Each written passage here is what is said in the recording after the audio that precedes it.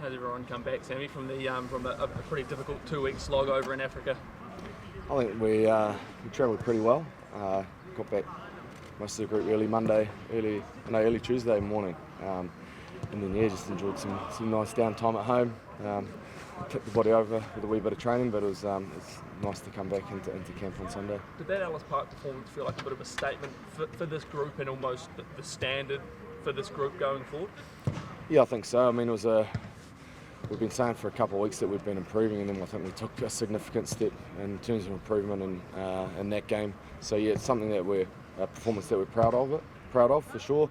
But it's just the start of where we want to get to and how we want to get better.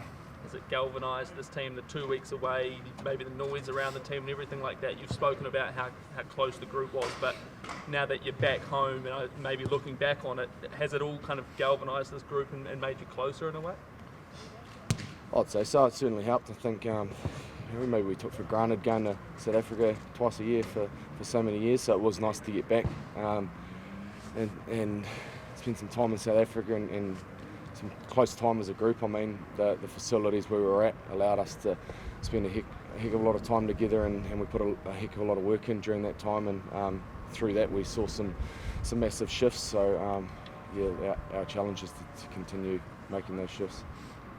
It's been a pretty tumultuous couple of weeks or longer for the team. How do you reflect on tumultuous? Yeah. I think I'm proud of how we stuck tight and focused on what's important, and we just kept chipping away at our work, and so nothing really changes. I mean, it's nice to have some certainty going forward around coaching, etc. But in terms of like our training week and what we want to achieve on the field, nothing changes. And it's just it's pretty exciting, to be fair, to be back in Christchurch after I think 6 years since we had a test match here. It's been a long time, and and to be playing an Argentinian side that's coming off some pretty impressive performance last 2 weekends ago. We're excited for this one. What do you expect about Argentina, and what are your memories playing against Pumas? Yeah, look, I've played the Pumas a fair few times. I reckon they're one of the best defensive sides in the world when they get it right. They're very hard to attack against. They can cause us trouble at the breakdown. And if we don't kick well over a good chase line, they can spread the ball really well. Got some exciting backs with exceptional footwork.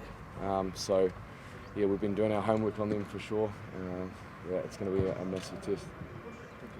Do you expect a few fireworks from Argentina under Michael Cheika? Do you expect a different Pumas side led by him, do you think? Look, I think one thing we know of the Pumas is that that they're going to show up with plenty of passion, play with plenty of emotion and throw everything at you. So, we're aware of that.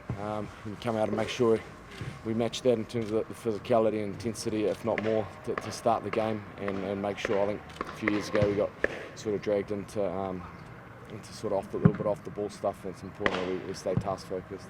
Joe Schmidt back on the grass.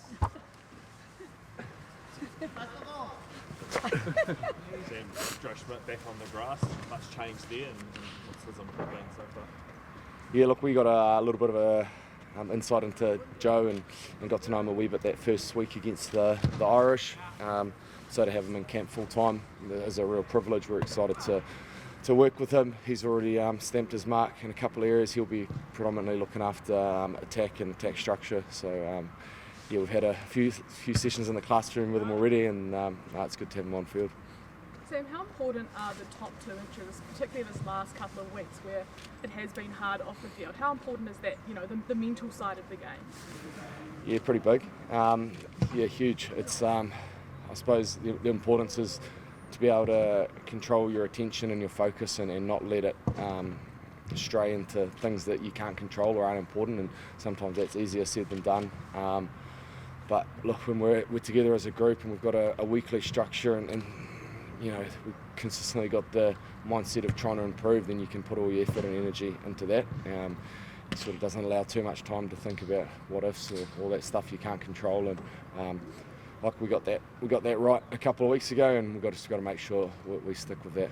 You personally copped a lot of heat. How did you, remain focused on rugby and not allow yourself to get bogged down in that? pretty much like exactly how I said before. I was extremely determined to make sure I could do everything within my power to make sure we put out a performance that we could be proud of, and when you're doing that, you don't have too much time or allow yourself to think about too much other things. I suppose it's a mental skill in itself to be able to block out a lot of things, but yeah, we're just determined and hungry to play well. You now have baby Hudson too. Does that give you a bit of perspective, particularly when you're home? Yeah, for sure. I used to get greeted by a bit of excitement from the dog when I got home, but now see wee Hudson smiling as soon as he wakes up is pretty special. It makes going away a wee bit harder, but that's awesome. Just on that note, before seeing the big result in Ellis Park, is it almost more of a relief or more enjoyable coming to work, given that that pressure valve has been taken off? No, I don't think so. It hasn't changed too much in terms of that. I think it's always enjoyable coming to work. It's a privilege to be in this team and preparing to play test matches and represent our country. So that doesn't change. And then, I mean, it's one performance, isn't it? So just because we got that one right, it doesn't guarantee we're going to get this one right. So there's plenty of work to go in this week as well. It's just, like I said, for us it feels like it's just the start of where we want to get to, but it's a good stepping stone. It's a fairly heavily strapped knee, Sam. How's your body holding up? No, it's exactly the same strapping as it has been for since the Crusaders semi-final. So the rest of the body's actually holding up really well. So it's actually just precautionary, really. I don't want to tweak it again, so better to strap it than not strap it and be sorry.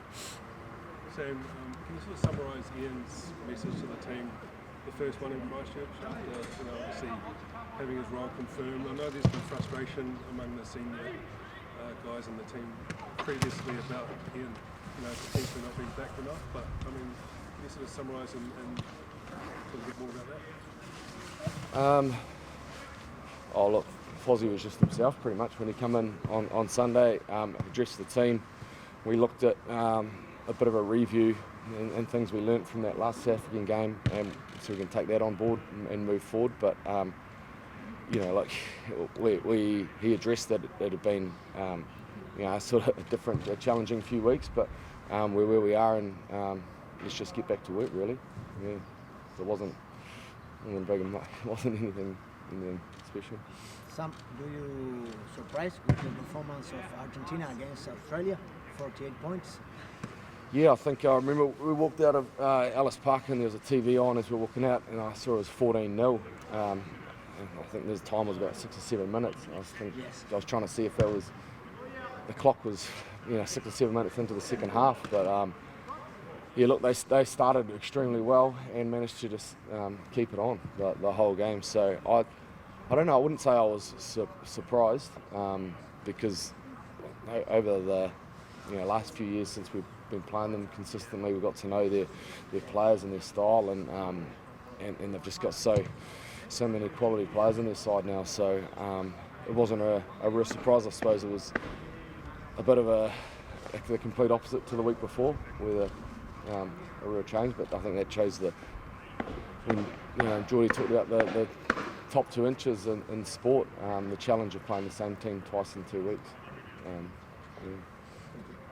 Mate, Pablo, Matera's quite a special guy here these days. What are you sort of expecting from him, and what are his qualities as a player?